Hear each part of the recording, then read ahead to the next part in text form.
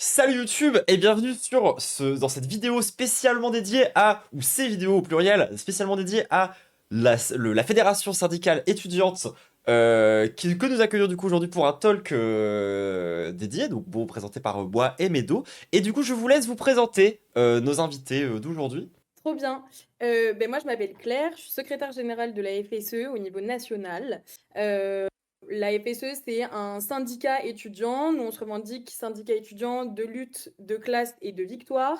Ça veut dire qu'on est présent au quotidien sur tous les campus sur lesquels on est pour lutter avec les étudiants et pas uniquement pour eux, mais se serrer les coudes, rapporter la solidarité à la fois sur les lieux d'études, mais aussi sur les lieux de vie des étudiants, faire en sorte de lutter au quotidien, plus disais, de meilleures conditions, à la fois sur l'aspect financier, le fait d'avoir accès à tous les cours, d'avoir des logements décents, et de manière générale, sur le plus long terme, pour que les conditions d'études changent, soient meilleures, qu'on n'ait plus de sélection à l'entrée à l'université, qu'on puisse aller dans les filières dans lesquelles on a envie d'aller, qu'on puisse avoir des diplômes qui soit représentatif de ce qu'on fait pendant nos études, qui ne soit pas uniquement pour être marchandé et ensuite atterrir dans le milieu du travail avec quelque chose à revendiquer. On lutte donc au quotidien pour des meilleurs pour chaque étudiant, chaque éducation et les logiques de marchandisation. Et peut-être que Ellie, tu veux compléter Et ce que je... non, mais du coup, merci beaucoup pour l'invitation. Moi, c'est Elie, du coup, du Bureau national de la FSE et je suis étudiant en licence de maths. Et j'ai très hâte qu'on puisse développer plus en détail l'activité de notre organisation, qu'on vous présente en long, en large et en travers tout ce qu'on fait. Moi, je trouvais ta présentation très complète, j'ai hâte de ce stream. De ouf. Bah super, je pense que dans un premier temps, on va commencer par, pour le chat et pour les gens qui nous découvrent sur YouTube, pour les gens qui sont pas forcément hyper politisés ou qui sont en début de politisation, on va déjà parler un peu de syndicalisme. Dans un premier temps, genre très rapidement rappeler, en règle générale, c'est quoi le syndicalisme? Est-ce que vous voulez vous lancer là-dedans ou je laisse Medo faire sa présentation? Ah, c'est moi qui présente? Oui, c'est toi qui t'y connais mieux en syndicalisme entre toi et moi. Ah bon? Ah oui. Ok. Non, mais je sais pas, peut-être, moi, je serais plus d'avis de justement laisser des camarades qui sont littéralement des syndicalistes Nous nous expliquer c'est présenter un quoi. peu c'est quoi le syndicalisme? Est-ce que tu veux commencer, Ellie? Ouais, bah, Ok. Donc, nous, ce qui est important pour présenter le syndicalisme, c'est qu'en fait, le syndicalisme, c'est un mot qui est beaucoup utilisé et qui peut désigner beaucoup de choses. Donc, nous, c'est pour ça qu'on rajoute des mots derrière, quoi, qu'on ne dit pas juste on est un syndicat, mais qu'on dit qu'on est un syndicat de lutte, de classe et de victoire. Et quelque chose qui est important dans la manière dont on présente nous le syndicat, c'est l'aspect syndicalisme de lutte, parce que pour nous, le syndicalisme, c'est donc à la fois un outil pour s'organiser entre étudiants pour obtenir des victoires concrètes immédiates. Ça va être s'organiser pour lutter contre la suppression de places dans des filières, s'organiser pour lutter collectivement pour loger des étudiants, obtenir des aides sociales à des étudiants et tout un tas de victoires immédiates de petite et grande taille qu'on peut avoir et qu'on obtient donc par la lutte, par l'organisation collective, et de lier ça à un objectif plus général où lorsqu'on va aider les étudiants, lorsque on va lutter pour des améliorations immédiates, rappeler que on ne pourra pas aller plus loin et pas renverser complètement le système juste en faisant ça, lier ça la l'expropriation capitaliste et au fait de renverser un renversement complet du système. Ok. Donc c'est Ok, en ok. gros, pour faire très simple pour les gens du chat, c'est des organisations de travailleurs, pour les travailleurs, pour défendre les droits des travailleurs, Oui, mais au sein donc de, on va dire, le monde du travail avec des grosses guillemets, même si bon, c'est un peu bizarre de séparer le monde du travail du reste, puisque précisément, aujourd'hui on invite un syndicat étudiant, donc on considère également les étudiants comme des travailleurs des futurs travailleurs, mais ou juste même des travailleurs en fait, donc qui ont des droits et qui doivent être défendus, et jamais mieux que par eux-mêmes, quoi.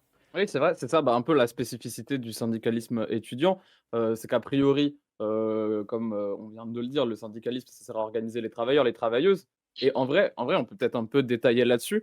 genre, ça peut faire tiquer des gens de dire: «OK, bon, bah, les étudiants, ils travaillent pas, ils étudient. Un étudiant, ça étudie, en fait. Pourquoi ils se syndiquent? Pourquoi ils bloquent les facs? Je comprends pas. C'est quoi les histoires? Pourquoi il y a du syndicalisme étudiant?» C'est quoi ces histoires de peut-être, je ne sais pas, de travailleurs en formation? Je sais pas, des Dis termes qui me donc. viennent comme ça. Nous, le terme travailleur en formation, c'est un terme qu'on n'utilise plus à l'heure actuelle. Ah, Euh, donc, merde. c'est Mais c'est nouveau, super intéressant du coup qu'on aborde ce sujet. Ouais, je veux bien qu'on explique pourquoi. Ouais, parce que c'est un terme qu'on a très longtemps utilisé, quasiment depuis la création de la FSE et jusqu'à il y a 1 an et demi globalement. Et on a évolué un petit peu dans cette question-là, notamment en fait en se questionnant sur qu'est-ce que c'était la classe des étudiants et étudiantes et à quelle classe ils étaient rattachés. Et en fait, la réflexion qu'on a eue à ce propos-là, c'est que le fait de pouvoir faire des études, même si à un moment donné ça s'arrête,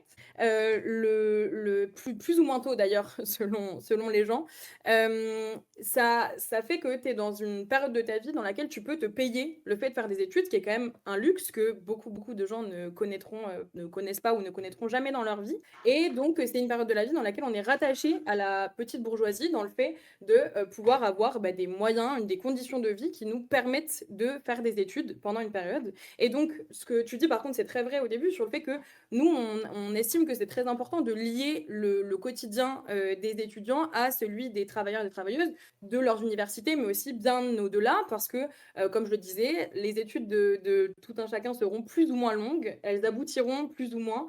Il y a beaucoup de gens qui arrivent à la fac et qui la quitteront au bout de quelques mois par gros problèmes financiers ou autres, problèmes de discrimination à la fac, des trucs qu'on peut rencontrer tous les jours, de harcèlement ou de profs qui ne font pas du tout correctement leur travail ou d'administration qui n'accompagnent pas bien les étudiants. Et donc, pendant cette période de la vie, nous, on a estimé qu'on se rattachait à la petite bourgeoisie et donc cette histoire de travailleurs en formation, elle était un petit peu obsolète. Mais tout en continuant à lier, je le disais, le destin des étudiants à celui des travailleurs et travailleuses, en les faisant sortir des universités, en les faisant en faisant en sorte que les étudiants ils aillent rencontrer, je disais les travailleurs des universités quand il y a des mouvements sociaux sur une université, mais bien au-delà, aller faire en sorte que les étudiants aillent soutenir les piquets de grève, les différents piquets de grève, ou se mobiliser aux côtés des travailleurs et travailleuses, puisqu'ils seront travailleurs et travailleuses pour certains dans quelques semaines, pour d'autres quelques mois, et encore d'autres quelques années pour les plus chanceux. Et donc c'était extrêmement important de pouvoir lier quand même le destin des étudiants à ceux des travailleurs, mais en reconnaissant le fait qu'on a quand même une position particulière quand on a le luxe dans la vie de pouvoir faire des études et que du coup, il y avait besoin de parler de cette question de classe, puisqu'on le dit, la classe, elle est extrêmement centrale dans notre syndicalisme. Et donc, on essaye de rattacher ces étudiants qui font partie de la bourgeoisie au destin des travailleurs et donc, in fine, à celui du prolétariat. Bah, et Ça, puis si tu veux faire pareil, des- le fait que ça soit, enfin qu'aujourd'hui, en gros, faille faire un peu partie de la petite bourgeoisie pour pouvoir faire des études, c'est aussi lié, enfin fondamentalement au fait que le système français est basé sur la famille, est basé sur l'idée que c'est aux parents de financer les études et que s'ils peuvent pas, il y a un système de bourse qui peut se lancer. Bon, c'est là aussi où nous, du coup, les trans, on commence à avoir un peu des trucs à dire parce que bah nous, on est quasiment tout en rupture familiale. Donc pour faire des études, ça peut commencer à être très compliqué. C'est une des raisons pour lesquelles on est précarisé. Mais ça touche évidemment pas que nous les questions de rupture familiale ou les questions de complications à ça en fait. Et la simple idée que de là où tu nais, tu pourras avoir plus ou moins de potentialité de faire des études, c'est dégueulasse. Et c'est évidemment contre aussi cette vision-là de ce qui est censé être les études qu'il faut lutter. J'en profite juste que j'ai la parole parce qu'on a complètement oublié dans l'introduction de préciser pourquoi est-ce qu'on vous avait invité, donc je vais le faire maintenant. C'est vrai, c'est Euh, injuste. On reçoit la Fédération syndicale étudiante justement pour vous aider avec ces questions-là à travers votre campagne de dons que vous pourrez trouver en description de la vidéo pour les gens de YouTube ou en message épinglé pour les gens du chat de Twitch. Donc n'hésitez surtout pas à faire un maximum de dons pour les soutenir. Si vous êtes concerné ou pas, franchement, on a juste besoin d'aide. Donc voilà, petite parenthèse sur. On a oublié de faire ça dans l'introduction, je suis désolé. Et on disait du coup. Oui, que du coup, dans un système qui est inégalitaire profondément et qui conditionne la classe sociale des étudiants aujourd'hui en tant que telle. Et du coup, oui, est-ce qu'on a d'autres points à aborder sur les spécificités du syndicalisme étudiant en Mais oui, particulier? quand j'ai présenté, je me suis lancé direct sur le syndicalisme étudiant, mais c'est vrai que peut-être si vous vouliez faire une présentation plus générale sur le syndicalisme, nous, l'idée, c'est que le principe de base que j'ai décrit, c'est parce que c'est le même principe qui s'appelle la double besogne qui est utilisé donc dans les syndicats pro, dans les syndicats de travailleurs de lutte. Et nous, du coup, bah, on l'applique de manière différente dans le syndicalisme étudiant parce que, mais le principe reste le même du fait qu'on va lutter et s'organiser pour des victoires concrètes parce que c'est aussi comme ça que, enfin, un des gros trucs pour moi qui est important dans le syndicalisme, c'est le fait de montrer que la lutte paye, en fait. C'est de sortir beaucoup d'étudiants, beaucoup de gens de défaitisme. Et bah, c'est ce que permet le syndicat et l'outil du syndicat en particulier, et c'est ça qui est intéressant dans le fait de lutter pour des améliorations immédiates, quoi, tout en sachant que ça sera pas suffisant. Je trouve ça intéressant ce que tu dis parce qu'on a souvent une image, parfois à raison, parfois à tort, d'un syndicalisme défensif qui serait vraiment sur l'idée de protéger ce qui existe déjà contre les attaques aujourd'hui du coup du pouvoir. Mais tu peux pas te contenter de tenter de sauvegarder un truc qui continue d'être gratté à chaque fois systématiquement et continue à baisser. Faut pouvoir proposer et être force de proposition pour aller de l'avant et pas simplement être sur une position défensive. Mais Donc je trouve ça vraiment intéressant que vous ayez cet angle. le chat, je sais pas si vous vous rappelez de la vidéo de H qui nous disait que l'autosupport, c'était la lutte à court terme et la lutte, c'était l'autosupport à long terme. Bon, spoiler, hein, c'est de la double besogne syndicale dont elle parlait, alors qu'elle était plus appliquée à l'entraide communautaire trans, mais low-key, genre, c'est la même logique. Mais C'est ça, c'est toujours ce truc-là de tu veux le long terme, tu veux ne plus avoir besoin de genre chercher des petites victoires concrètes tous les matins pour faire en sorte que les étudiants ils crèvent pas la gueule ouverte à pas pouvoir se payer leur bouffe, bah, tu luttes contre le système qui fait que les étudiants ils sont précarisés. Ce qui ne veut pas dire pour autant de laisser les gens crever, genre là tout de suite sur place. je pense que c'est important qu'on redéfinisse clairement c'est quoi cette histoire de double besogne. Parce qu'on en parle depuis tout à l'heure sans avoir spécifiquement défini aux gens qu'est-ce que ça voulait dire. Donc est-ce que vous pouvez expliquer précisément ce qu'on entend par double? Carrément. Du coup, la double besogne, c'est comme le titre l'indique, un truc en deux temps, avec l'amélioration au quotidien très concrète des conditions de vie des gens qu'on veut aider, en l'occurrence dans le syndicalisme étudiant, plus particulièrement les étudiants, donc les conditions de vie et d'études. Mais c'est avoir un projet sur le long terme, et donc c'est pas se contenter de dire on va pouvoir gagner petit à petit chaque jour, effectivement gratter des miettes et ça suffira. Ça, c'est faux. En fait, on sait que ce truc qui nous oblige à gratter les miettes, c'est tout un système derrière, c'est le système capitaliste, impérialiste, qui chaque jour fait en sorte de précariser toujours plus le prolétariat dans son entièreté.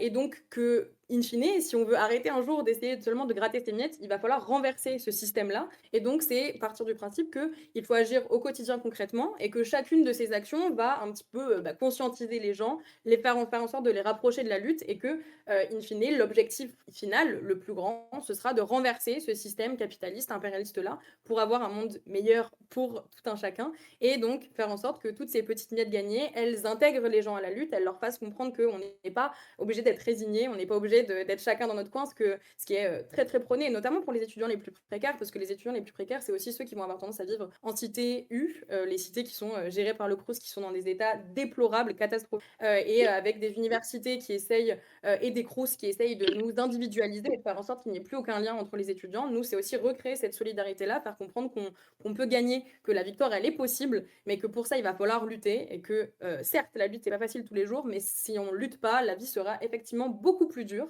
Et donc, c'est gagner au jour le jour des droits qui feront en sorte que les gens s'intègrent dans la lutte, se jettent à corps perdu dans la lutte pour atteindre cet objectif fini de renverser ce méchant système capitaliste qui entretient cette précarité et qui l'organise et la crée, quoi. C'est ça en fait, vous Puis, vous inscrivez systématiquement la lutte syndicale à proprement parler dans plus largement on va dire la lutte des classes. L'objectif à travers le syndicalisme, c'est pas uniquement de défendre les intérêts des, si je comprends bien, donc des travailleurs, c'est aussi de créer déjà la lutte sur le long terme et donc du coup de créer de la conscience de classe un peu pour que les gens se rendent compte que c'est pas juste des individus qui sont pris entre des forces, qui sont des forces autonomes et tout ce que vous voulez. Non, c'est des individus qui sont pris dans des forces qui sont dirigées par des gens qui possèdent des choses, les propriétaires, la classe bourgeoise, et que c'est contre un système qui, en gros, leur donne tous les avantages qu'on est en train de... Quand bien même, les étudiants pourraient s'inscrire dans, comme vous disiez, la petite bourgeoisie, pas non plus tout confondre. Mais je pense que ça peut être un peu intéressant pour les gens qui sont pas forcément ultra formés politiquement, d'essayer de comprendre un petit peu ce point de tension où vous parlez des étudiants comme d'une classe petite bourgeoise, et qu'en même temps, on pourrait parfois se dire genre que ça crée une confusion vis-à-vis de ce truc de lutte des classes. Est-ce que vous pourriez peut-être un peu plus rentrer dans le détail? Ouais, bah là-dessus, c'est vraiment lié à la question de la position de classe et la position du coup quand on est étudiant, qu'est-ce qu'on est en train de faire? Euh, En fait, on est en train en quelque sorte bah investir sur soi-même entre guillemets, dans le sens on passe du temps à étudier pour essayer aussi bah d'avoir une meilleure position sociale, d'avoir une meilleure classe sociale, ou en tout cas on est dans une période de transition sur cet aspect-là, et donc ben ça nous amène à pas forcément voir nos intérêts dans ceux du prolétariat. Par ailleurs, bah, nous, c'est très important pour nous d'inscrire les étudiants dans la lutte des classes, parce que la période sur laquelle on va faire notre travail, la période d'action du syndicalisme étudiant, elle est très courte. C'est-à-dire que enfin, pour ceux qui feront des études les plus longues, voilà, ça peut être quelques années, mais pour beaucoup de gens aussi, l'arrêt de la fac, c'est au bout de quelques mois, ça va pas durer plus qu'un an. Il y a beaucoup de gens qui sont étudiants que pendant une courte période, et nous, on se donne vraiment comme objectif aussi que chaque personne à qui on parle, d'aller parler à chaque étudiant, et que chaque étudiant à qui on parle, et bah, in fine, on le rattache à la lutte des classes, et qu'on le convainc, bah, une fois qu'il aura arrêté ses études parce qu'elles auront abouti, ou parce qu'il aura pas pu aller au bout, qu'il se syndique encore après, qu'il continue de lutter après, et que ce soit pas que juste, enfin pas juste une période quoi de hobby de ah trop bien, on s'amuse en étudiant et tout, que ça fait partie de quelque chose de très important et de plus large. Et juste un truc que je voulais préciser aussi, c'est que ce qu'on dit, c'est que les étudiants, ils sont rattachés à la petite bourgeoisie. Et Oui, évidemment qu'il n'y a pas du tout une homogénéité parmi les étudiants, et qu'il y a des étudiants qui viennent de la bourgeoisie, clairement, qui sont pas forcément toujours dans les universités, qui vont aussi avoir tendance à faire beaucoup les prépas et les grandes écoles par la suite, mais qu'il y a aussi des étudiants qui sont ultra prolo, ultra précaires, et que effectivement, bah, c'est eux aussi que la FSE, elle a le plus... elle est plus vouée à toucher, parce que c'est ceux qui vont rencontrer le plus de problèmes, le plus de galères enfin, pendant leurs études, que ce soit la question de l'accès aux bourses, de financement des études, le fait de devoir travailler à côté des études. Et du coup, bah, tu dors 3 heures par nuit, et ensuite va falloir aller à ton TD à 8 heures, parce que sinon on te coupe les bourses. Et du coup, ça veut dire pas manger à partir de la deuxième semaine du mois. Et donc, c'est aussi les étudiants qui viennent qui sont clairement prolo à la base, qu'on va essayer de toucher, d'accompagner, pour faire en sorte qu'ils aient, eux, accès le plus longtemps possible aux études, et qu'ils puissent faire ce dont ils ont envie pendant leurs études sans être extrêmement contre. Mais donc, on dit qu'ils sont rattachés à la petite bourgeoisie, mais on sait qu'il n'y a pas du tout d'homogénéité au sein de l'étudiant. C'est pas du tout une classe. Il y a aussi d'autres organisations qui peuvent revendiquer le fait que c'est une classe en soi, ça n'existe pas. Il n'y a pas de classe étudiante. C'est un groupe, mais qui n'a absolument pas des conditions de vie homogènes. Oui, parce qu'un truc dont on n'a pas encore vraiment parlé, de toute façon on en reparlera un petit peu plus tard du coup dans cet échange, du côté de l'américanisation, on va dire, du système scolaire, on va y revenir un peu plus en détail. Moi en l'occurrence par exemple, je suis passé par une prépa, par ces grandes écoles qui sont très très américanisées, avec des campus qui sont même isolés du reste de l'université, où en fait, encore une fois on va rentrer dans le détail, mais moi post-68 à Grenoble, ils ont vraiment séparé les deux pour être sûr qu'on se mélange pas, etc. et tout. Et donc, du coup, vous aussi, en tant que syndicat étudiant, J'en vous, recrache. Putain. ouais, vous vous intéressez pas non plus, à proprement parler, à non plus tous les étudiants de l'exacte même façon, puisqu'il y a certains systèmes que vous allez préférer défendre, notamment l'université, donc par exemple, que des systèmes qui sont beaucoup plus privés, libéraux, ou bah, comme par exemple les écoles d'ingénieurs, de marketing, de management, de design, de je sais pas quoi, qui sont en plus tout le temps des métiers, on va dire, d'une certaine classe sociale, hein, c'est pas pour rien. Enfin, genre, moi, pour y être passé, je peux le dire, hein, on forme des managers, hein, et c'est le temple d'Emmanuel Macron là-bas. Il y a pas de cette question de syndicalisme étudiant. Moi, j'en ai même pas entendu parler dans mes études, tu vois. Mm. Mais je trouve ça intéressant donc de voir que vous n'avez pas non plus un positionnement, euh, on va dire, uniforme. Est-ce que vous pouvez peut-être en expliquer un peu plus en détail, vous, à proprement parler, la FSE, c'est quoi votre positionnement, votre posture du coup par rapport à ces différentes formes, on va dire, d'organisation des études? Vas-y. En gros, du coup, sur cette question des grandes écoles, nous, on s'y implante pas, tout simplement pas parce que les grandes écoles ne pourraient jamais être fréquentées par des gens ultra précaires, parce qu'on le sait, il y a aussi un truc qui existe pour nous faire croire à la méritocratie, des bourses au mérite, etc., pour essayer de nous montrer que si, regardez, il y a un enfant prolo sur 1,5 milliard qui réussit à atteindre, à faire cette illusion du transfuge de classe et qui arrivera à avoir un grand métier. Waouh, super, excellent. Donc il y en a quand même quelques-uns, mais nous, c'est la question de qu'est-ce qui est principal. Et à l'heure actuelle, les gens les plus précaires, quand ils font des études, encore une fois, parce que ce n'est pas du tout le cas de tous et ça n'est pas du tout ouvert à tous, quand ils font des études, ils sont beaucoup plus études supérieures, ils sont beaucoup plus aptes à se tourner vers l'université. Il y a aussi évidemment la question des BTS, mais qui du coup ne relève pas de l'enseignement supérieur, mais en tout cas de cette question-là qui est où est-ce que les étudiants les plus précaires, vers quoi ils vont se tourner. Du coup, la plupart, dans l'enseignement supérieur, vont se tourner vers les universités. Donc, c'est là qu'on a le plus de travail à faire.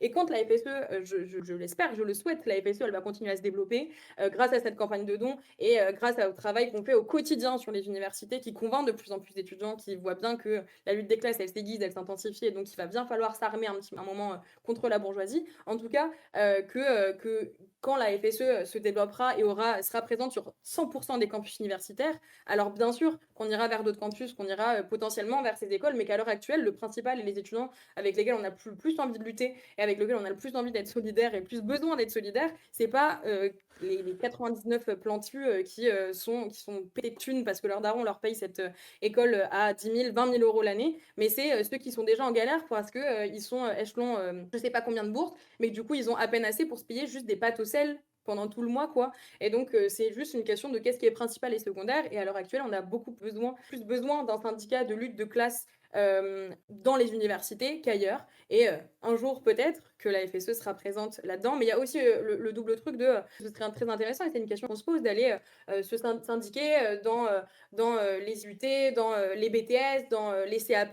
Mais en fait, c'est aussi des milieux qui sont beaucoup plus durs d'accès parce que c'est des milieux dans lesquels les administrations sont beaucoup plus répressives. Déjà il y a une répression qui s'intensifie dans les administrations des universités, mais alors c'est incomparable avec ce qui s'est passé dans les lycées où tu as 18, 19, 20 ans et tu dois t'es encore à la montrer ton carnet aux pions qui ont globalement le même âge que toi. Et du coup, il y a une répression administrative qui est bien plus grande. Et donc, c'est pareil, on a besoin d'avoir un niveau d'expertise qui est un peu plus élevé sur ces milieux pour pouvoir essayer de s'y implanter. Et donc, pour l'instant, c'est qu'est-ce qui est le plus atteignable pour nous et en même temps, dans quel lieu on va trouver aussi le plus de gens qui ont besoin d'un syndicat de lutte et un syndicat de classe, c'est les universités. Donc, c'est pour ça qu'on est là-dedans. Ouais, et puis aussi sur ce que tu disais sur le côté des milieux qui sont plus difficilement accessibles, peut-être que je me trompe, mais moi, un sentiment que j'ai eu aussi beaucoup, c'est que il y a quand même un peu un genre de conditionnement qui est lié à l'école et l'humiliation que te fait subir l'école quand t'es prolo, qui fait que bah, même quand tu écoutes dans des études pro qui sont déjà de base perçues comme étant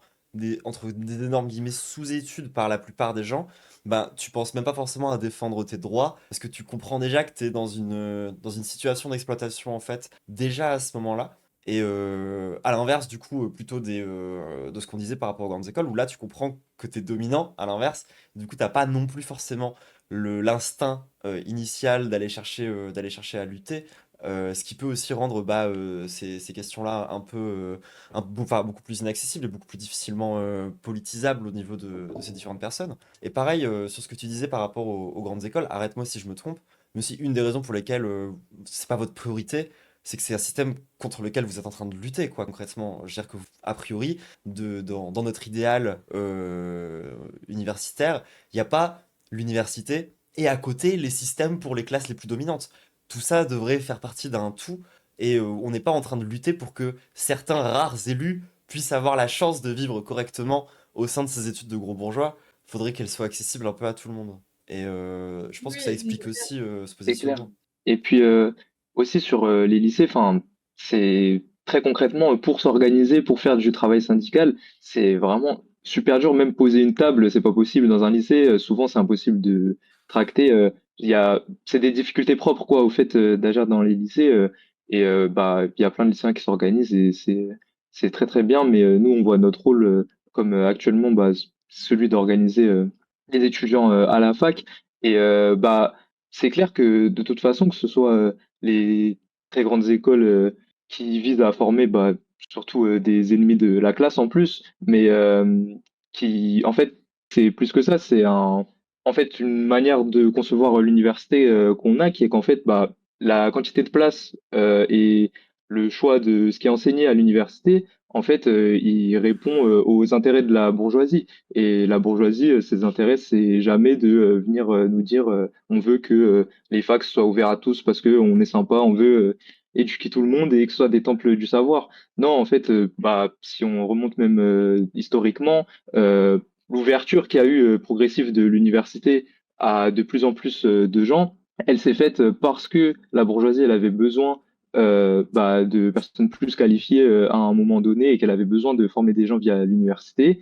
Et là, aujourd'hui, elle a d'autres intérêts. Il y a les guerres entre impérialistes qui se profilent et bah, on le voit, les places se ferment de plus en plus, l'accès à l'université est de plus en plus rendu difficile avec, comme tu parlais, l'américanisation du système. Je pense qu'on pourra développer sur ça après. Mais nous, du coup, c'est aussi, enfin, pour revenir sur pourquoi je parle de ça, c'est aussi d'avoir l'idée que voilà, l'université, c'est pas un temple du savoir magique où on est sympa, on donne des opportunités aux gens. Ça répond en fait juste aux intérêts de la bourgeoisie qui la façonne comme ils le veulent, quoi. Oui, c'est ça, en fait, on nous vend souvent un rêve d'émancipation qui est lié à l'université, la vie étudiante, alors que si on regarde les faits historiques, c'est complètement à mettre en parallèle avec la tertiarisation qu'on a connue en France, où on a eu beaucoup moins de métiers manuels d'un coup parce que la mondialisation fait qu'on a exporté le prolétariat aussi beaucoup dans les anciennes colonies, etc. En fait, on peut faire ce lien-là aussi en fait, on va dire, en gros, pour faire très simple, l'émergence d'une certaine classe moyenne avec du coup, qui en fait était nécessaire à ce moment-là, au fait que le capitalisme tourne de cette façon-là. Et donc du coup, c'est aussi pour ça que l'université, c'est devenu un peu ce lieu de pseudo-émancipation. Mais en fait, il faut regarder aussi les intérêts concrets des propriétaires, des gens qui possèdent, enfin qui dirigent le monde du travail, quoi. Et ça, c'est vrai, on pourrait revenir un peu en détail là-dessus, mais c'est vrai pour bah, l'université, mais c'est aussi vrai pour plein d'autres trucs, hein. Par exemple, l'émergence du salariat, ça correspondait pas non plus à les bourgeois qui ont décidé de nous donner plus de liberté et d'arrêter de littéralement nous posséder directement en tant que personne. C'était pour des questions d'efficacité aussi. C'est parce que c'est plus rentable de pouvoir faire balloter les travailleurs dans tous les sens. Tout comme aujourd'hui, on se rend compte que c'est encore plus rentable de créer des emplois extrêmement flexibles avec toutes les, Mhm. comment dire, tous les métiers Uberisés, quoi, concrètement. Et je trouve ça intéressant donc de voir les évolutions, d'autant plus que ça touche aussi les étudiants, hein, ces histoires de métiers Uberisés, parce que bah, les étudiants précaires, on pourrait en parler beaucoup. Il y en a aussi qui sont obligés de travailler en parallèle des études, qui sont littéralement des travailleurs. Et c'est aussi là qu'est une des plus grandes inégalités, une des plus grandes injustices dans le monde des étudiants. C'est les étudiants qui doivent bosser à côté et ceux qui doivent pas bosser à côté. Mm. Genre, Et tout le monde effectivement, connaît des étudiants dans sa classe, genre, bah, qui t'a parlé d'Uber. Genre, moi, quand j'étais étudiante, il y avait plein des potes qui, genre, bah, justement, bossaient genre à Uber ou à d'autres trucs de bouffe comme ça, dans les fast-food, les trucs comme ça. Enfin, on les connaît, les tafs étudiants, c'est littéralement le nom qu'on donne à ces tafs. Genre, c'est une folie. Et, genre, un truc qu'il faut quand même préciser, c'est que les universités ont tendance à ne quasiment rien branler à ce sujet. Genre, moi, j'étais à l'université de Tours quand j'étais étudiante, et on avait un statut un peu spécial pour les étudiants travailleurs mais qui te demandait je sais plus combien d'heures de taf, mais un truc où en vrai, genre, bah, il y avait pas grand monde qui avait accès. C'était un truc en mode, il te fallait, je crois, genre 20 heures de taf par semaine, un truc comme ça. Et en fait, genre, désolé, mais t'en as plein qui n'ont pas le luxe de bosser 20 heures par semaine et de tenir leurs études à côté. Donc, ils bossaient genre 15 heures par semaine, ils avaient pas le statut, ils arrêtaient leurs études bah, très rapidement parce qu'ils avaient besoin de bouffer. Et on revient à nouveau à ce truc hyper élitiste des études qui bah, servent uniquement aux étudiants qui ont la thune pour pouvoir genre survivre.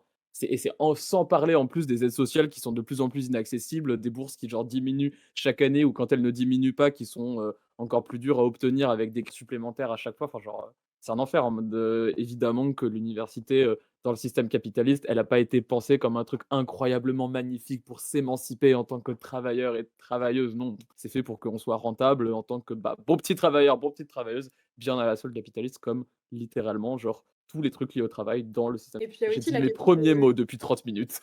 T'as arrêté de te faire CIA, donc. Ouais, c'est clair. Il y a la question aussi des bourses où tu as le droit à un certain nombre d'années de redoublement, où en fait, du coup, bah oui, c'est ce que je disais, enfin, c'est tout cet engrenage-là, où en fait, au bout d'un moment, il y a certains étudiants qui vont devoir se poser la question, est-ce que je préfère, pour cette dernière semaine du mois, manger ou aller à mon CM de sociologie mardi matin à 8 h?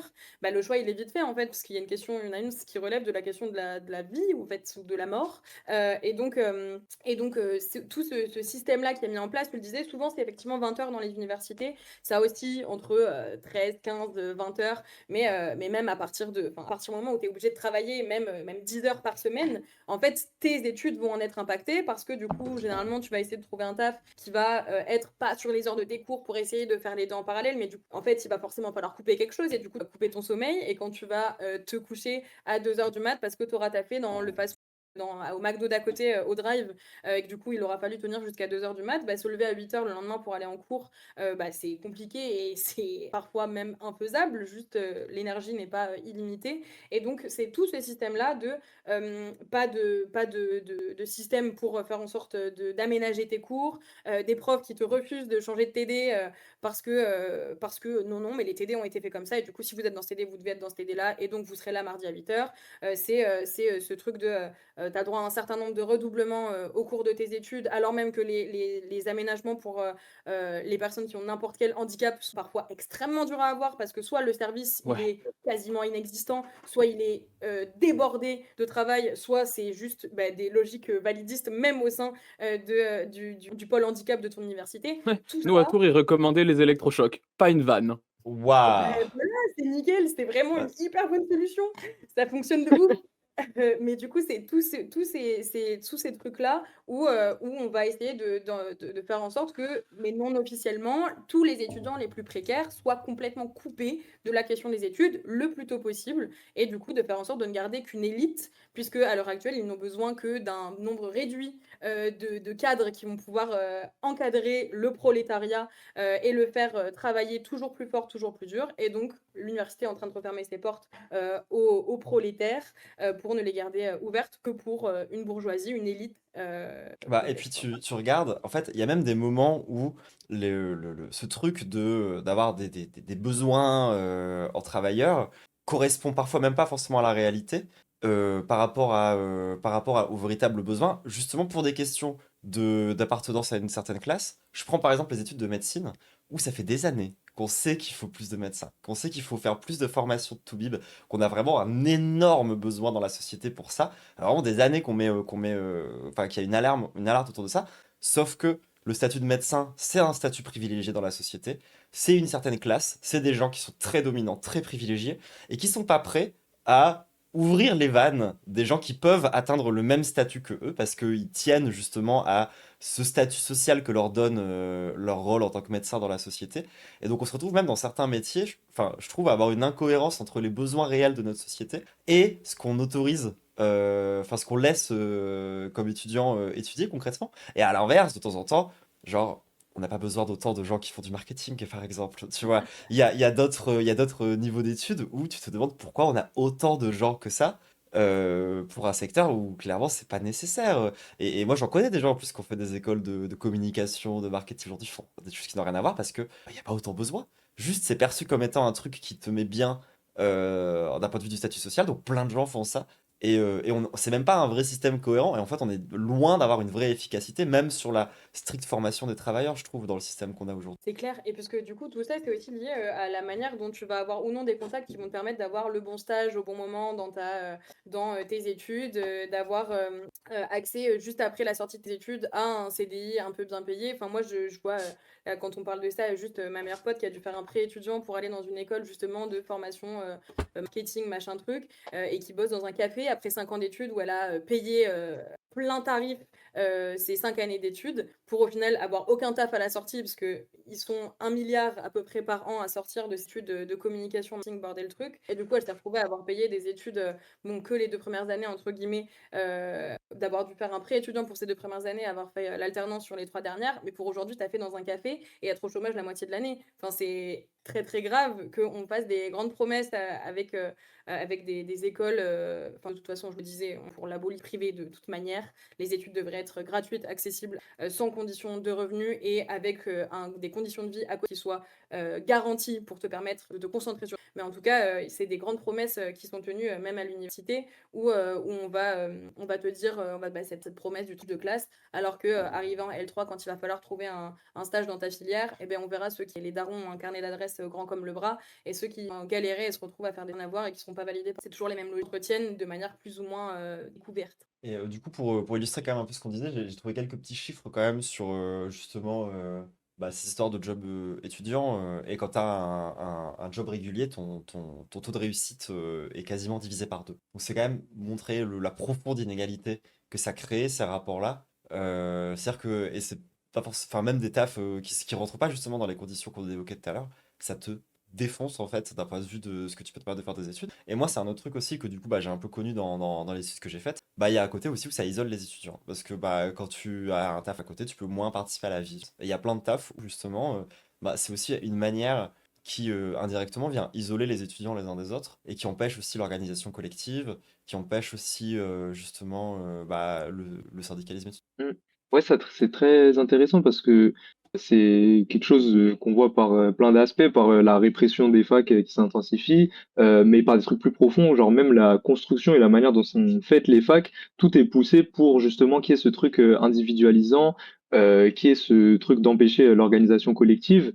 Par exemple, il y a une fac qui a été rénovée récemment à Paris, la fac de Sorbonne Nouvelle. Et quand je parle aux gens qui y sont, ils disent tous c'est construit comme un lycée. Genre c'est une fac de couloir. Tu vas à la fac, tu vas dans ta salle de TD, dans ton amphi, et tu ressors. T'as aucun endroit, aucun lieu collectif, t'as peu d'espace. Et en fait, c'est voulu parce que justement les présidences de fac, la bourgeoisie, ça les fait trembler l'organisation et ils veulent la limiter à tout prix. Ça passe aussi par l'interdiction de poser des tables, par des arrachages d'affiches, l'agressivité des vigiles. C'est la répression syndicale, ça touche aussi le syndicalisme étudiant. C'est quelque chose qui évidemment touche aussi et avant tout les syndicats pro, mais Puis, c'est très cool qu'on en parle du coup. puis vous prenez aussi Ouais, beaucoup de violences médiatiques. Il y a la répression institutionnelle à proprement parler, et il y a la vision qu'on donne de vous et de vos luttes, qui joue en fait, enfin, c'est une forme de répression aussi, quelque part, de vous mais donner une image de même. juste avant de passer à la répression médiatique qui est très intéressante, on va y venir. Il n'y a pas une histoire de réforme de baiser du crâne qui interdit la politique à l'université ou un truc comme ça qui est en train de passer? J'ai vu des infos comme ça et genre si vous avez un peu le détail, parce que j'ai pas trop digué, mais j'ai l'impression que c'est un truc de baiser, genre. Mhm. Vous avez un peu plus genre de Est-ce que vous détails avez sur plus cette histoire de des détails réforme, sur... genre qu'est-ce qui se passe? Comment ça on interdit la politique à l'université, genre? Est-ce qu'il y a vraiment C'est bah, une loi de no politics here qui est en train d'être votée, quoi? c'est toujours porté par notre cher Philippe Baptiste, ministre de l'Enseignement supérieur depuis quelques ministères maintenant, puisqu'il change vite, mais ce sont toujours les mêmes qui reviennent. Et donc, Philippe Baptiste, il est en train d'essayer de mettre en place petit à petit des lois qui effectivement empêchent la politique à l'université. Ça avait commencé par la loi antisionisme, enfin, qu'il appelle antisémitisme, mais qui est en fait une loi contre l'antisionisme dans les universités, parce que ça a été quand même une mobilisation très très grande des étudiants, un truc, des mouvements étudiants qui une grande force et d'un grand nombre qui n'avait pas eu lieu depuis quelques années, et du coup il fallait absolument stopper ça. Et en plus derrière ce truc-là, il n'y avait pas uniquement la répression des étudiants pro-palestiniens, mais c'était aussi un espèce de paravent pour en fait réprimer plus particulièrement les étudiants racisés, les étudiants qui étaient fichés comme musulmans ou arabes, parce que forcément, à partir du moment où tu es musulman ou arabe, tu soutiens la Palestine.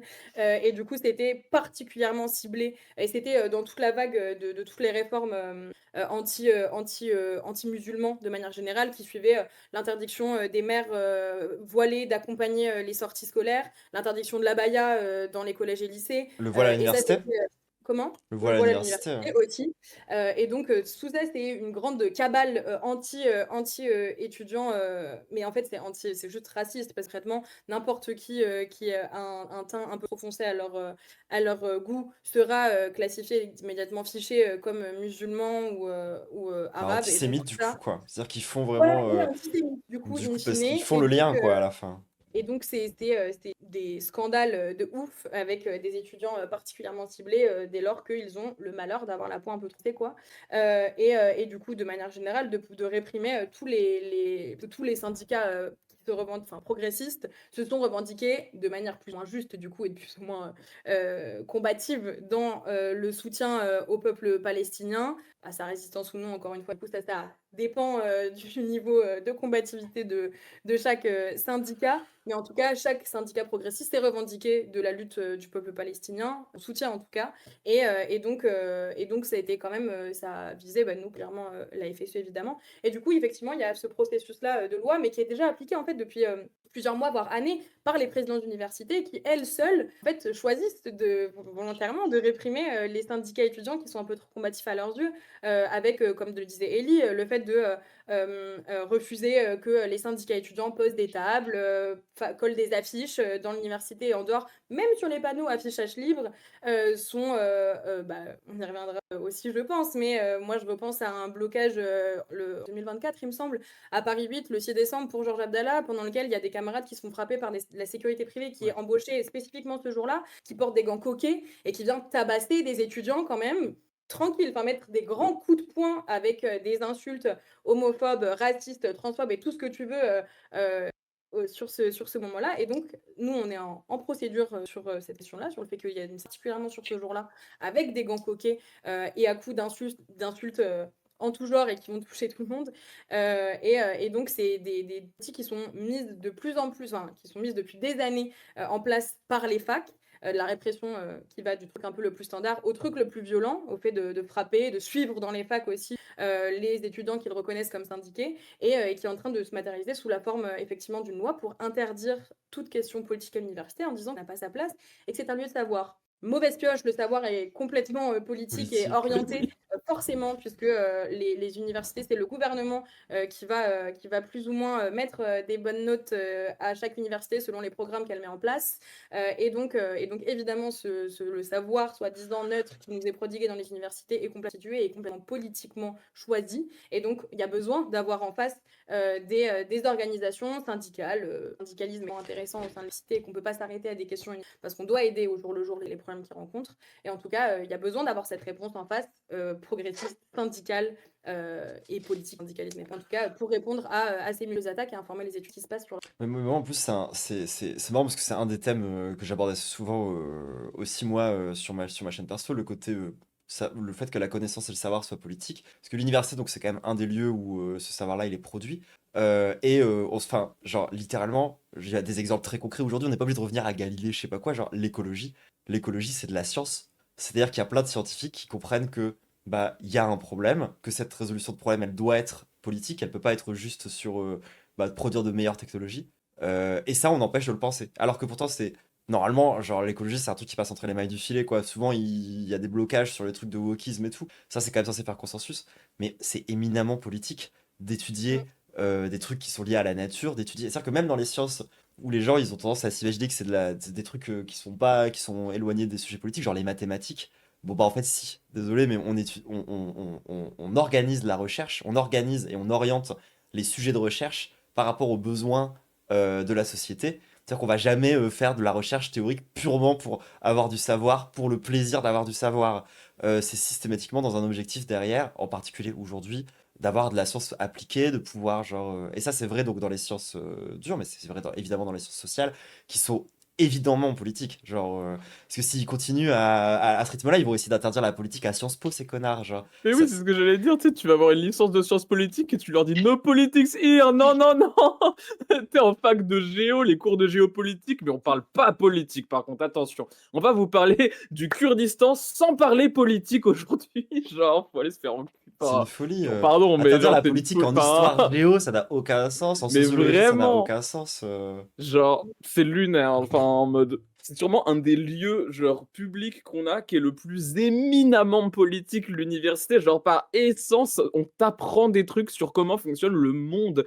C'est, genre, comment fonctionne le monde, la définition même de la politique. Genre, enfin, Et puis c'est lunaire. je trouve que ça permet de créer cette espèce de sous-entendu aussi que, genre, défendre certaines idées, c'est politique, et le statu quo ne l'est pas. J'ai l'idée donc que, en fait, aujourd'hui, exister dans l'université capitaliste et libérale, c'est pas politique, c'est neutre. Alors Ouais, non mais que, c'est clair. bah si, genre, en Enfin, fait, d'ailleurs, ouais, ouais, quand ils disent pas de politique, c'est bullshit de fou. Enfin, genre, en vrai, c'est pas de politique, si, c'est une politique, genre, réactionnaire, de droite, capitaliste, impérialiste. C'est ça qu'ils veulent imposer dans nos universités.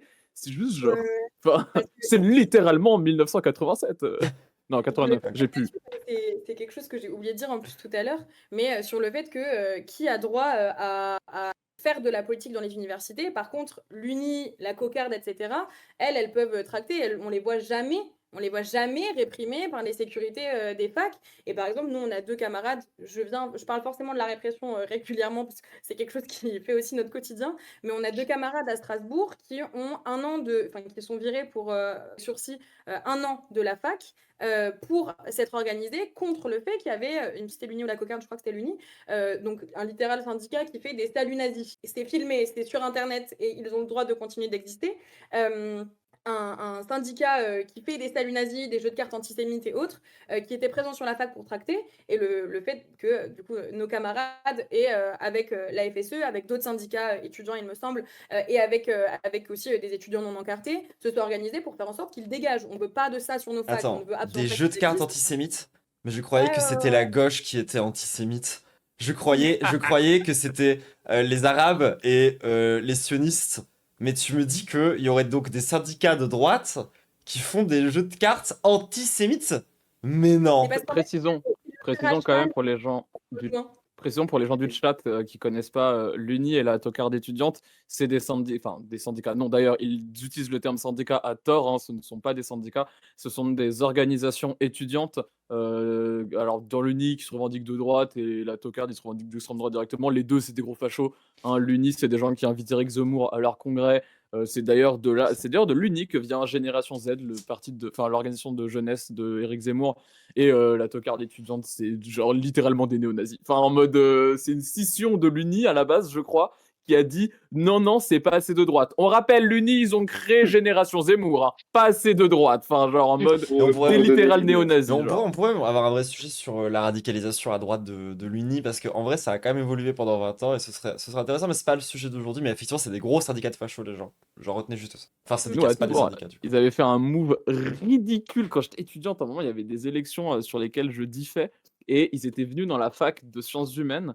Et c'était justement le moment où, de souvenir, c'est peut-être pas Strasbourg, mais il y avait une autre histoire de salut nazi qui avait été fait, je sais pas où en France. Et du coup, on commençait à dire aux étudiants, bon, bah ces gens-là, ils font des big saluts nazis, regardez les photos, les preuves. Et l'Uni, ils étaient venus à côté de nous, sur l'imprimante libre de la fac, et ils avaient imprimé la page du texte de loi sur la diffamation qu'ils étaient venus nous donner. C'était hilarant, genre, c'était si drôle. Et ensuite, ils étaient partis, je ne déconne pas, en pleurant. D'accord. Ils sont partis de la fac en pleurant. On n'a pas. On aurait, franchement, ça aurait été très légitime qu'on soit un peu violent avec eux, qu'on les chahute et tout. Franchement, on n'a pas fait ça. On aurait pu, on l'a même pas fait. On a juste dit aux gens, c'est des nazis. Ils sont partis en chialant. Mais Ellie, Euh, c'est arrivé pareil à Tours là pendant les élections. Bah ouais, c'était quelque chose. Mais je trouve c'était très intéressant ce que tu disais sur le statu quo aussi, parce que nous, par exemple, on avait pu, en envahissant les 70 ans du Crous, qui était un événement un peu organisé en mode, voilà, pour célébrer les 70 ans du Crous, c'était quoi? C'était une conférence sur la santé mentale des jeunes, donc vraiment le gros foutage de gueule.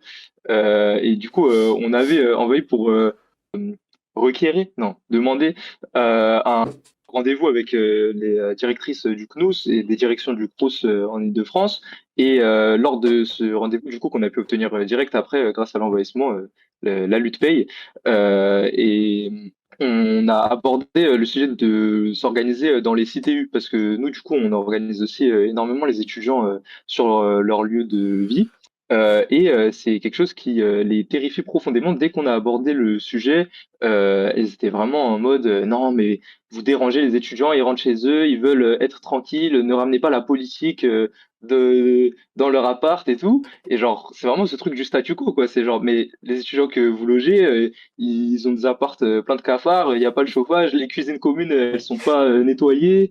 Euh, Ça alors, ferme à on leur 22. fait, ça ferme à 22 heures, on leur fait payer 70 balles des oublis de clés et enfin, c'est ridicule, quoi. C'est vraiment ce truc de statu quo, tout va bien, ne faites rien. Et ça, c'est parce qu'ils ont peur de l'organisation collective. Et en fait, c'est un très très bon signe le fait qu'on subisse de la répression. Ça veut dire qu'on mène une action efficace en fait. Ouais. C'est juste ça que ça veut dire. C'est-à-dire que quand on mobilise en CTU et qu'en mettant des coups de pression en direction du Crous, on obtient le lendemain le nettoyage des cuisines et bah c'est que ça fonctionne. C'est que ce qu'on fait, c'est qu'on est dans Bah la bonne d'ailleurs, voie. tu m'offres la transition idéale parce que je pense qu'on va conclure sur le syndicalisme étudiant en général pour passer sur vous, la FSE à proprement parler. Mais avant ça, du coup, genre, je vous propose de faire un petit moment victoire syndicale étudiante. Voilà, histoire de se rappeler déjà les victoires des syndicats en général, puis plus précisément vos victoires à vous. Et après, on demandera au chat s'ils ont quelques questions avant de passer de passer à la suite si ça vous va. Euh, Ouais, c'est vrai que un truc, sur lequel, il faut quand même qu'on mette l'appui, c'est qu'une des grandes différences entre les syndicats étudiants et les partis de jeunesse, les organisations politiques de jeunesse, c'est que les syndicats, ils luttent genre quotidiennement pour des améliorations au jour le jour. Évidemment qu'ils luttent pour le long terme, qui est primordial, mais il y a aussi très, très, très concret, là, tout de suite, sur ce qui se passe. Bah, vas-y, hein, qu'est-ce que vous avez eu, vous, comme victoire syndicale? La FSE, qu'est-ce qu'a payé dans la lutte? Dites-nous tout. Ben là, très récemment, pour ce que disait Ellie, justement, cet envahissement des 70 ans du Crous, c'était aussi précisément pour parler de la question des étudiants étrangers qui sont pas du tout traités de la même manière que les étudiants d'août. Nous, on avait fait une espèce de petite enquête qui montrait que les étudiants étrangers avaient droit à beaucoup moins, avaient accès en tout cas sur la page des logements étudiants à beaucoup moins de logements que les étudiants français. Ils se prennent des refus sur refus et donc beaucoup d'étudiants étrangers qui vivent littéralement à la rue pour pouvoir continuer leurs études en France. Et donc ce qu'on avait pu faire avec cet envahissement des 70 ans, je ne me rappelle plus exactement, Ellie, tu sauras dire, mais en tout cas, on a pu faire loger plusieurs étudiants étrangers directement à la suite de cet envahissement-là. D'abord dans des chambres d'hôtel, puis des logements Crous, puisqu'il y en a toujours des vides dans les résidences Crous, ont été débloqués et ouverts pour que ces camarades puissent être logés. Alors, dans les conditions des CTU, on s'entend, mais en tout cas, évidemment, toujours mieux c'est mieux que que la dans rue. la rue. Ça, c'est évident. Je sais plus, Ellie, si tu peux Ouais, me dire bah combien. j'avoue, j'ai plus le chiffre non plus, mais quelque chose qui était très euh, important aussi, c'était qu'en fait, c'est un choix du Crous, c'est un truc important qu'on a révélé, euh, de refuser le logement aux étudiants sans papier, sans titre de séjour. C'est-à-dire que à aucun moment, nous on a chez tous les textes du Crous, à aucun endroit, c'est écrit que quand tu es un étudiant sans papier, t'as pas le droit de demander un logement. En fait, non, quand tu es étudiant sans papier, tu es étudiant. Et quand tu es étudiant, tu peux bénéficier du service public qui concerne les étudiants et tu peux bénéficier des services du Crous. Et donc, c'était vraiment un choix du Crous. On les a confrontés là-dessus et bah, eux, en fait, ils justifient le truc par du pur racisme. Enfin, c'est de dire on veut pas être des marchands de sommeil. Enfin, c'est participer au C'est déjà labyrinthe des marchands de administratif français sommeil. que c'est. Ouais, laisse tomber. Ouais. C'est participer au labyrinthe administratif français qui est déjà le fait d'obtenir des papiers.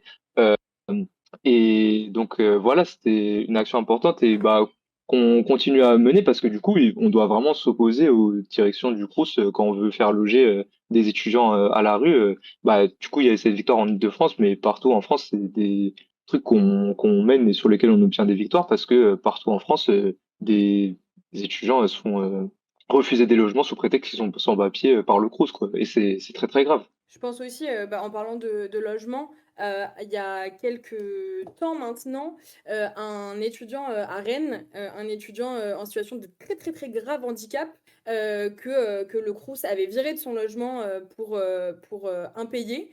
Mais en fait, évidemment, quand tu es extrêmement malade, la question de l'argent, en fait, et que tu dois être hospitalisé quasi en permanence, la question de trouver de l'argent devient assez secondaire. Et donc, il avait été exclu viré de son logement Crous.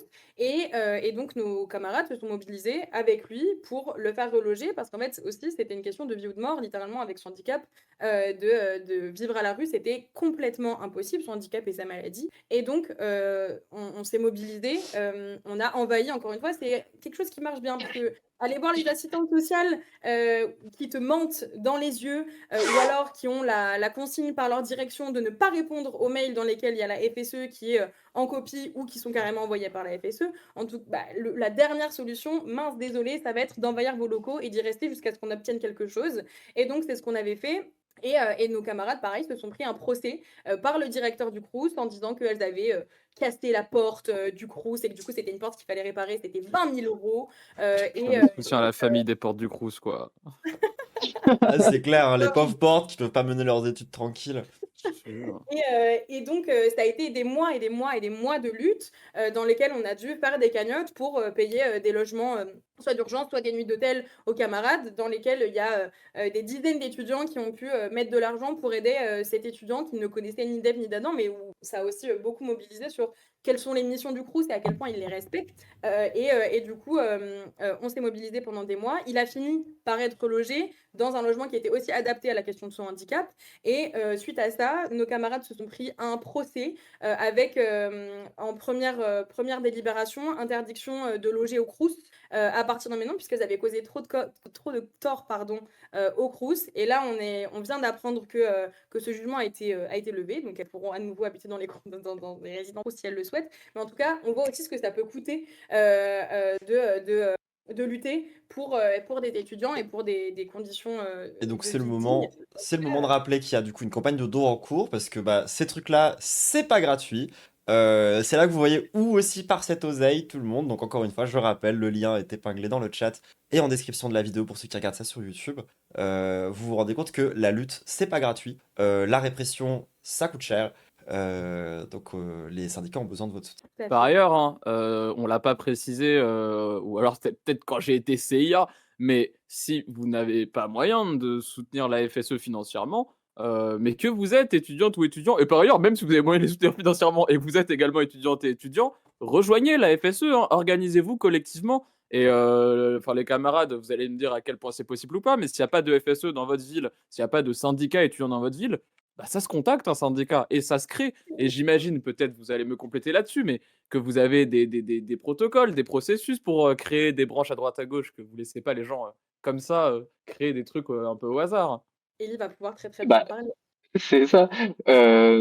Tout à fait. Bah, s'il y a plein de gens là qui regardent le live et que ça intéresse l'activité qu'on fait, en fait, tout le monde peut adhérer à la FSE, n'importe quel étudiant, peu importe si vous avez déjà milité dans votre vie, si juste que ça fait 3 ans que vous galérez à la fac et que vous commencez à en avoir marre. En fait, la lutte, on la rejoint de plein de manières et c'est très facile en fait de commencer et de lancer une section. Ça fait peur, mais bah il y a beaucoup d'étudiants autour de vous qui ont les mêmes problèmes, qui ont tous ce besoin aussi d'organisation, parce qu'en fait, le syndicat, la FSE, c'est juste, c'est un besoin, en fait. On a besoin de s'organiser pour défendre nos droits.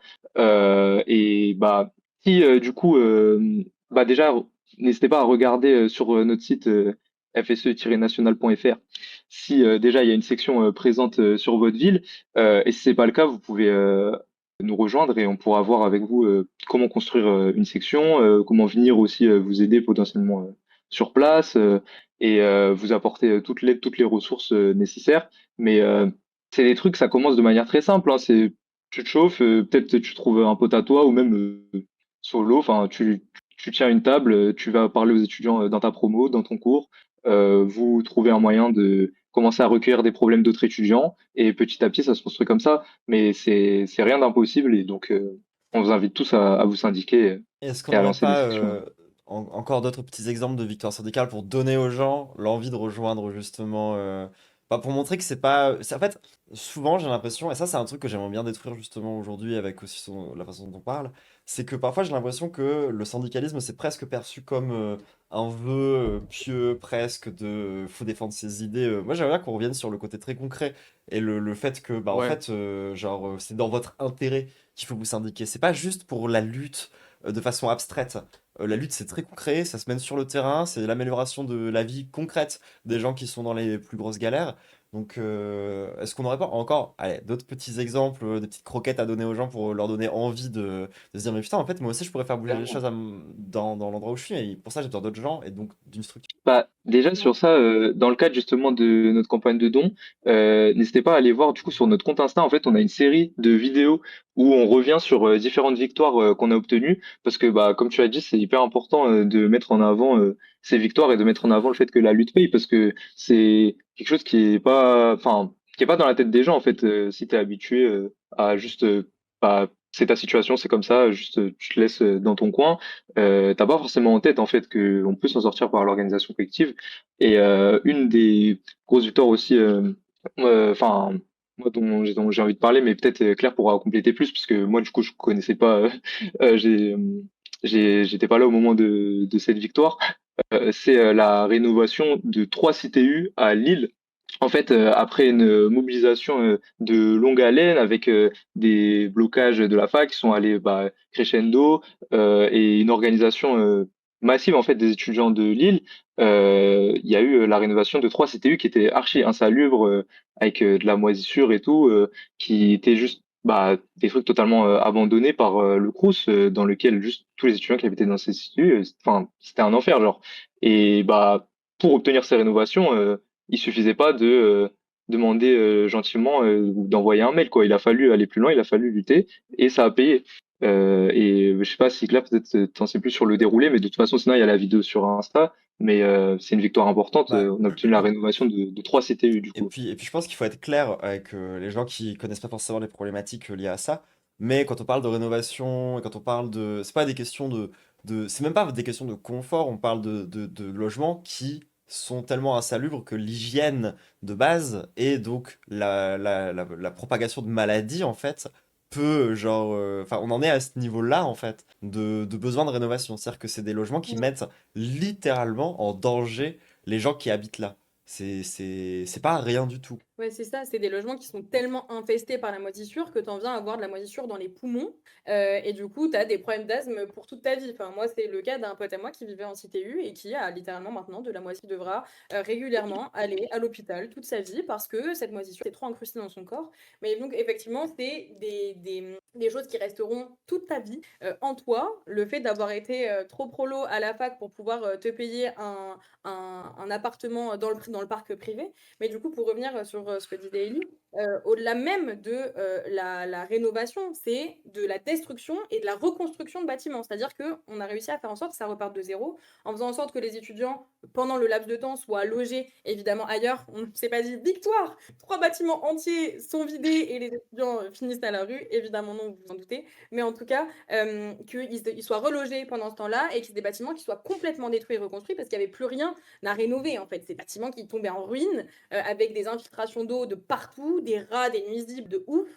Et du coup, ça, c'est à force de se mobiliser. Et ça, c'est parce que certains de nos camarades habitent dans ces sites universitaires et qu'on va aussi dans celles dans lesquelles on n'habite pas, parce que c'est important de pouvoir aller voir un maximum d'étudiants. Je pense aussi aux bars qui sont réservés uniquement aux étudiants étrangers, qui sont généralement les immeubles les plus délabrés, dans lesquels on va mettre les étudiants étrangers, parce que de toute façon, on sait qu'ils vont moins se plaindre. Mais en tout cas, d'aller voir dans toutes les CTU. Et c'était aller du coup chercher chaque personne qui est touchée par cette situation et lui dire c'est possible que ça change. Et ça s'est fait. Mais souvent, on croit aussi qu'il faut une immense mobilisation pour gagner des choses. Là, c'était une question d'instaurer un rapport de force, dire que de toute façon, tant qu'il n'y aurait pas de changement, on ne partirait pas et qu'on continuerait à les faire chier.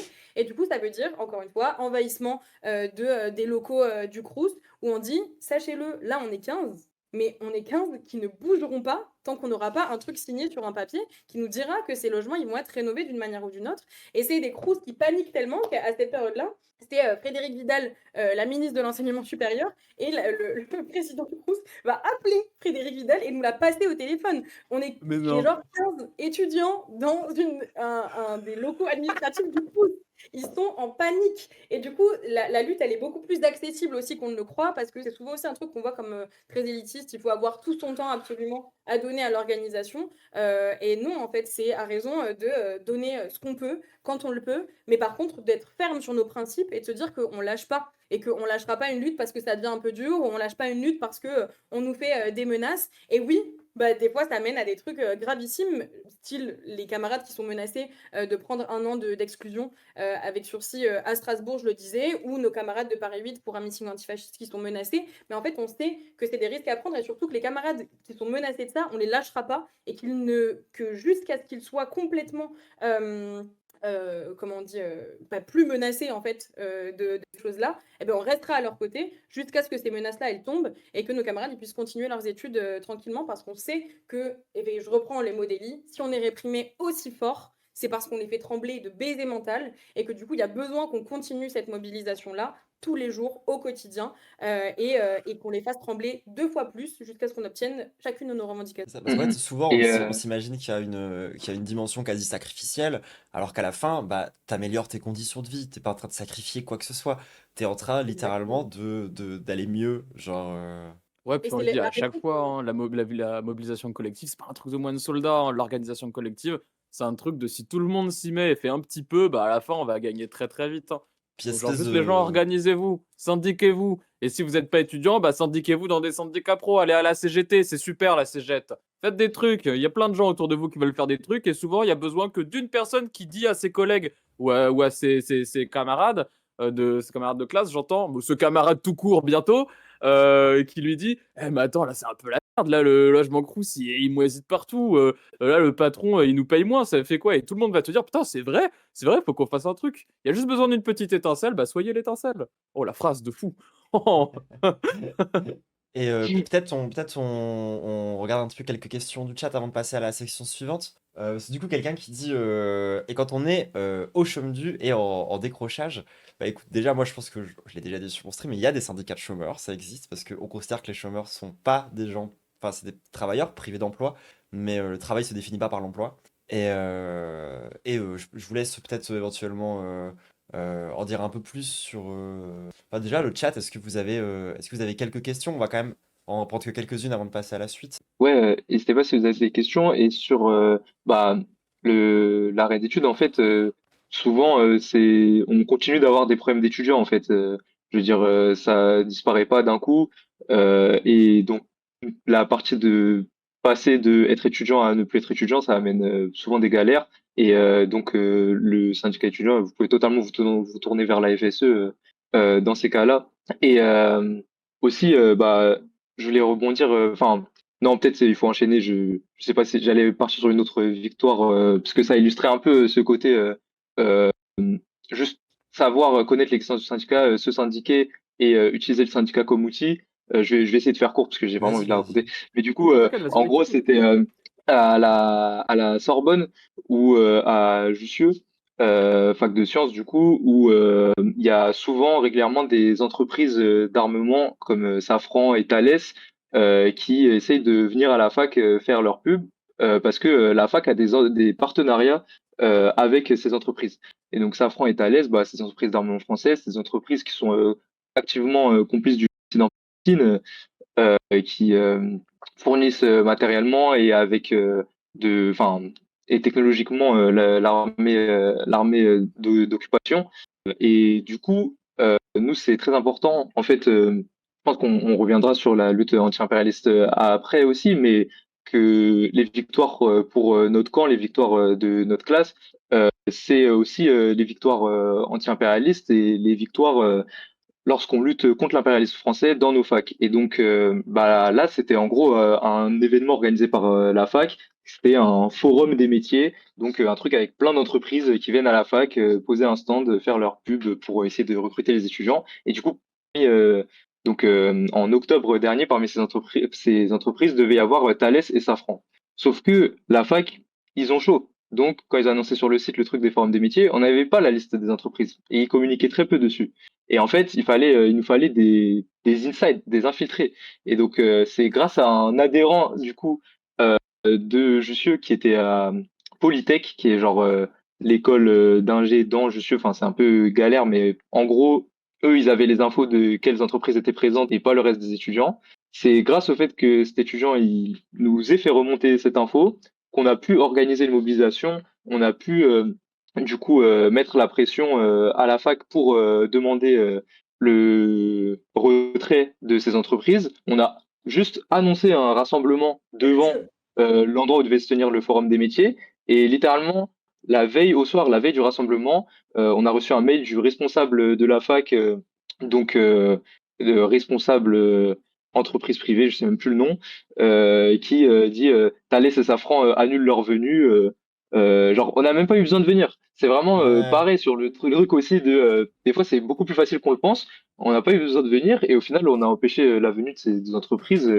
C'est une très bonne chose et c'est une victoire locale, anti-impérialiste et en soutien au peuple palestinien. Donc, ça lie pour moi ces deux trucs de bah, il n'y a pas besoin de. Enfin, n'importe qui peut lutter et c'est très utile de se syndiquer, d'adhérer à la FSE et de nous faire remonter des, les dingueries qui se passent sur vos facs. Et que des fois, enfin, la lutte, quand on fait peur aux institutions, la lutte, ça paye encore plus facilement. Et c'est aussi pour ça que c'est important de se syndiquer et d'adhérer, c'est qu'en fait, plus on peut revendiquer d'adhérents, plus on peut dire, regardez, là, on est 15, mais derrière nous, on est 500, bah, plus, en fait, on va avoir des victoires facilement aussi. Donc voilà. Donc, dans le chat, on nous pose plusieurs questions. Très rapidement, il y a quelqu'un qui demande si on peut être à la fois syndicat et syndiqué en tant qu'étudiant et en tant que travailleur. Oui, a priori, c'est pas, ça prend pas. Faites-le. Faites-le, hein, a Oui, priori, genre, y compris si vous faites de l'intérim, parce qu'il y a aussi des syndicats pour ces métiers-là. Il faut pas, parce que je précise, parce que beaucoup d'étudiants font de l'intérim du coup sur le côté, et on a moins une image du syndicat en intérim, alors que si, pour le coup. Et quelqu'un d'autre qui nous demande comment ça se passe pour les personnes en demande qui sont souvent dans des lycées? Qu'est-ce que vous auriez à répondre à ça?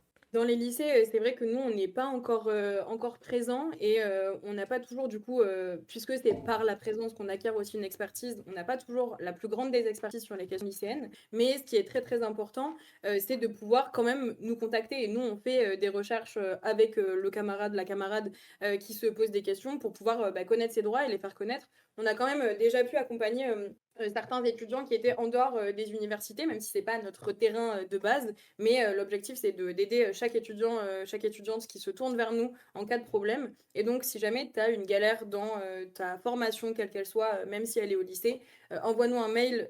Tu retrouves tous nos contacts sur notre site internet ou sur nos réseaux sociaux. Envoie-nous un mail et on essaiera toujours de t'accompagner et de t'aider dans la résolution de ces problèmes en faisant des recherches, en contactant aussi potentiellement les syndicats pro qu'il y a dans ton lycée, parce que les personnels d'établissement ou les profs peuvent t'aider aussi dans la résolution quand c'est un petit peu engagé et un peu. Donc nous, on peut aussi se faire le relais de ces intermédiaires-là qui connaîtront aussi peut-être sûrement mieux le terrain que nous. En tout cas, n'hésite pas à nous contacter. N'importe quel problème que tu en trouveras une solution, une manière de t'aider en tout. Et s'il y a des lycéennes et des lycéens qui sont dans le chat, je vois quelqu'un qui dit on peut se syndiquer en étant lycéen. Le syndicalisme lycéen, c'est quelque chose qui existe aussi, hein. Ouais, Alors, je sais que c'est un bordel sans nom, qu'il y a des scissions dans ouais. tous les sens tous les 4 matins, donc je suis plus très à jour depuis que l'UNL ça existe plus. Louis Boyard, bien sûr. Mais je crois il y a le Mouvement national lycéen qui est un syndicat de lutte qui se revendique révolutionnaire et tout, qui est vachement carré. Donc voilà, n'hésitez pas à vous renseigner. Il y a aussi C'est moyen vrai de trouver des trucs. Puis que sinon, ouais, Et comme tu puis, l'as dit, les syndicats pro, ils sont là, ils peuvent filer un coup de main. Enfin, genre, c'est des camarades aussi. beaucoup de profs et puis sont syndiqués. pour, pour les lycéens aussi, comme bah, s'il y a des lycéens dans le chat, en ce moment, c'est la période de Parcoursup. On fait beaucoup d'aide sur Parcoursup. Ça, par contre, il y a vraiment déjà une série de posts explicatifs sur Insta. Mais si vous avez un quelconque problème là, bah, lié à la sélection à Parcoursup, on va vous aider avec grand plaisir dessus. L'UNL, c'est fini. Oui, ça fait 5 ans. Oui, c'est fini. Bah écoutez, peut-être on va s'arrêter là pour la partie qui concerne, on va dire, le syndicalisme étudiant en règle générale, pour passer plus précisément à vous, votre orga, du coup dans la capsule, la prochaine capsule. Donc j'en profite pour dire au revoir à YouTube. N'hésite surtout pas à partager la vidéo, partager la cagnotte, en parler à des étudiants dans ton entourage si jamais bah, vous êtes forcément confronté à ce genre de problématique a priori sur cette université. Donc voilà, n'hésitez pas à faire tourner un petit peu le talk d'aujourd'hui. N'hésitez pas donc à envoyer des dons et au-delà de ça, n'hésitez pas à vous abonner à la chaîne de la Fange, nous envoyer envoyer voilà, le soutien d'habitude. Vous connaissez normalement les gens de YouTube. Gros bisous YouTube et Syndique-toi YouTube, syndique-toi. syndique-toi. Et nous, on va passer à la suite juste après. Watching clouds, I be pulling in the solo. Now she bad, oh she bad, yeah. Let me